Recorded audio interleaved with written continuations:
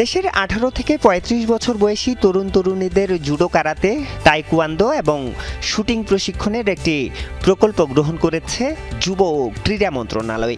প্রকল্পের আওতায় 8,850 জনকে প্রশিক্ষণ দেয়া হবে বিকেএসপিতে।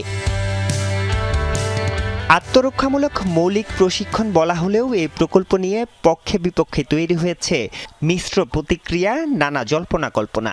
যমুনা টেলিভিশনকে দেয়া এক সাক্ষাৎকারে এর জবাব দেন এ মন্ত্রণালয়ের উপদেষ্টা।